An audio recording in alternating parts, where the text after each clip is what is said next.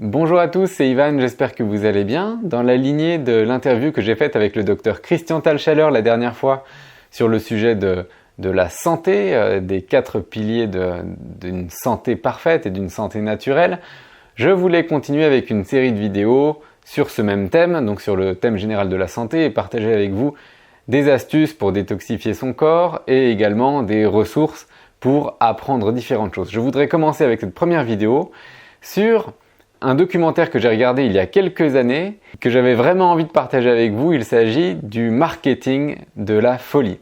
C'est un documentaire qui a été réalisé par la Commission citoyenne des droits de l'homme et qui porte sur les techniques de vente et surtout l'environnement des médicaments psychotropes.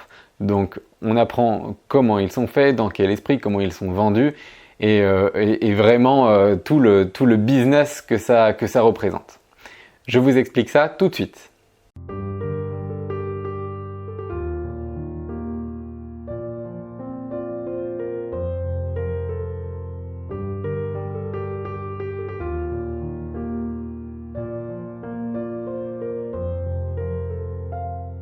Alors il faut savoir que c'est un documentaire qui dure 3 heures, je vous mets le lien en description pour que vous puissiez le voir, mais prenez votre temps ou alors regardez-le en plusieurs morceaux parce que c'est vraiment long, mais il vaut le coup d'être regardé dans son intégralité. On y apprend plein de choses, et personnellement moi qui ai fait du marketing pendant 10 ans, et qui ai côtoyé des gens qui étaient vraiment très bons dans ce domaine, j'ai l'impression qu'on était tous au niveau maternel à côté de ce qui se fait dans les firmes pharmaceutiques pour promouvoir ces médicaments. Parce que les techniques sont vraiment incroyables. Je vais vous en expliquer quelques-unes ici, évidemment elles sont bien plus détaillées dans le documentaire, il y a plein de preuves à l'appui, mais je vais vous en donner suffisamment pour vous donner l'eau à la bouche. Il faut savoir qu'il y a une centaine d'années, toutes les maladies mentales étaient recyclées dans un livre, elles sont toujours recyclées aujourd'hui, mais le livre faisait à peu près cette taille-là. Aujourd'hui, il fait 5 fois la taille qu'il faisait il y a 100 ans, parce qu'il y a un nombre bien plus important de maladies mentales aujourd'hui. Alors, est-ce que c'est vrai ou pas ? Il n'y a pas plus de troubles mentaux qu'il n'y en avait il y a 100 ans. Cependant, aujourd'hui, les industries pharmaceutiques mettent des noms sur tous les troubles. Je vais vous donner un exemple très simple. Il y a 100 ans, vous vous faisiez larguer par votre petit ami, vous aviez le moral dans les chaussettes, c'était normal. Aujourd'hui, il vous arrive la même chose, on appelle ça un trouble, enfin on donne un nom à un trouble psycho quelque chose. Et donc ça devient une pathologie. Et comme c'est une pathologie, on va vous prescrire des médicaments qui vont apporter énormément à cette industrie. Et en fait c'est aussi simple que ça, les maladies sont créées au fur et à mesure, elles sont recensées dans un livre donc qui s'épaissit au fil des années. Et ça c'est simplement un prétexte pour vous faire croire que vous êtes malade, que vous avez une pathologie et que donc vous devez prendre des médicaments pour aller mieux. Est-ce que vous trouvez ça normal ? Moi non, mais ça c'est seulement un tout petit exemple de ce qu'on apprend dans le documentaire. Autre chose, on apprend qu'il y a plein de médicaments qui sont développés, mais pas pour répondre à une problématique précise, pas pour répondre à une pathologie mentale précise. En fait, il y a des médicaments qui sont développés, simplement de la chimie qui est développée et qui est ensuite testée sur des animaux, et puis après sur des humains, et en fonction des effets que ça donne, les industries pharmaceutiques disent « Ah bah tiens, c'est fait pour tel trouble et tel trouble ». En fait, ils ne partent pas du trouble pour aller le soigner, ils créent d'abord une molécule, un peu au hasard, qu'ils vont tester et en fonction des résultats des tests, ils disent que cette molécule va soigner ceci ou cela. Comme quoi ça ressemble plus à un jeu qui va rapporter beaucoup d'argent mais qui est beaucoup moins scientifique que ce qu'il en a l'air.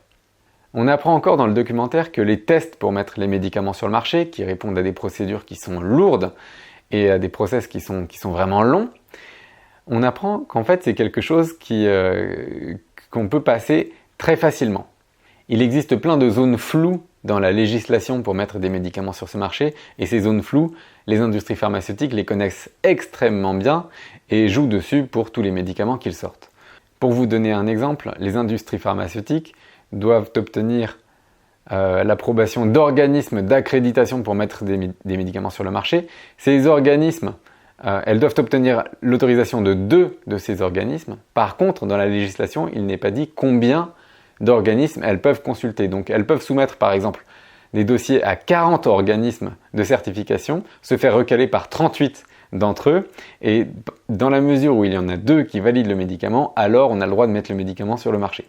Donc en résumé, cette procédure ne veut pas dire grand-chose au final et il y a beaucoup de médicaments qui sont dangereux, qui ne devraient pas être mis sur le marché, mais qui le sont parce que la législation est floue. On apprend encore dans le documentaire, mais ça je pense que vous le savez, qu'il y a énormément de psychiatres qui prescrivent ces médicaments. Ils sont payés très cher par les industries pharmaceutiques pour faire des conférences et faire l'éloge de telle ou telle molécule. Ça c'est quelque chose dont on pouvait se douter.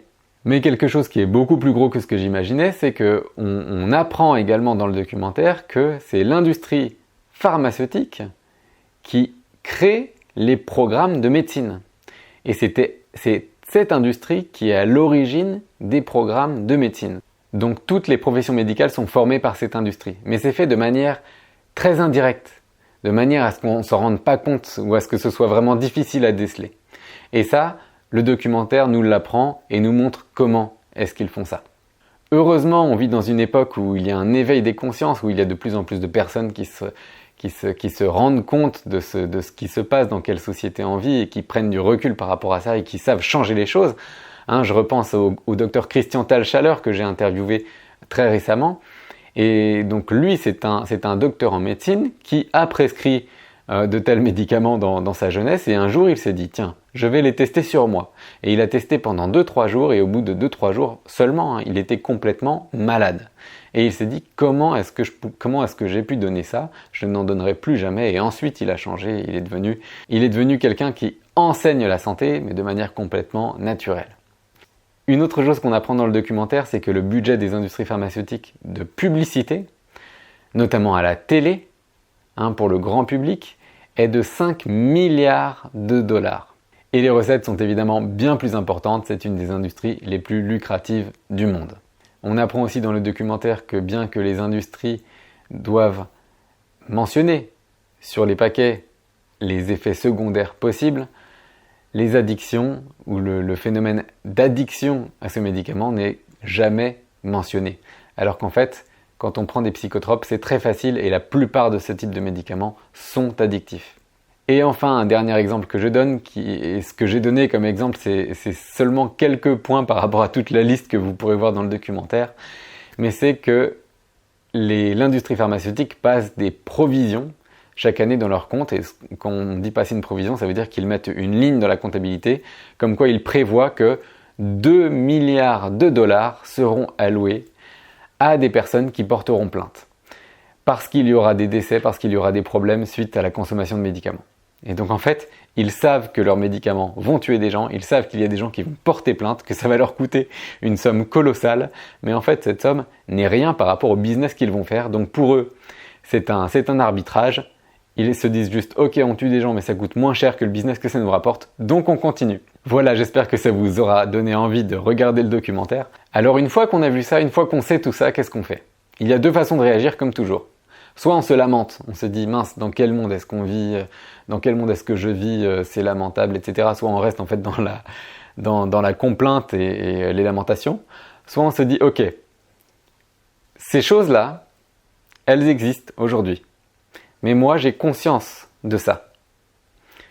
Et donc je connais les pratiques qui sont utilisées par ces industries. Et puis de toute manière, là on parle juste de médicaments psychotropes, mais après on peut facilement imaginer que d'autres industries font ça aussi, que c'est pareil pour l'industrie des médicaments plus classiques, etc. Donc comme on a cette conscience, on sera moins dupe.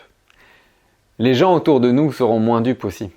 Et finalement cette société-là, ce monde-là, on est en train de le changer parce que notre conscience s'éveille. Donc parce qu'on a cette connaissance, nous, on va avoir une consommation différente, un regard différent sur toutes ces pratiques. Notre entourage également, on ne va pas donner aussi facilement qu'on le faisait il y a 20 ou 30 ans des médicaments à nos enfants par exemple, ou à nos parents s'ils dépendent de nous. On va faire les choses un peu différemment. Et parce que notre conscience s'éveille, parce qu'on a conscience de toutes ces choses, eh bien, cette industrie fait déjà partie de l'ancien monde. Elle est en train de décliner, de devenir complètement obsolète. Et c'est ça la bonne nouvelle. Donc je vous invite à regarder le verre à moitié plein et juste avoir conscience que ce monde, on est en train de le changer et que la société, on en crée une nouvelle en créant l'obsolescence de la société qui régnait jusqu'à aujourd'hui. Et donc ça c'est super puisque on va vers un monde de transparence, on va vers un monde de conscience et c'est pour ça que j'avais envie de partager cette vidéo avec vous, de vous donner ces informations. J'espère que cette vidéo vous aura plu, j'espère que ce documentaire vous plaira. Je vous souhaite une excellente journée et je vous retrouve très prochainement pour des conseils pour améliorer votre santé. À très bientôt!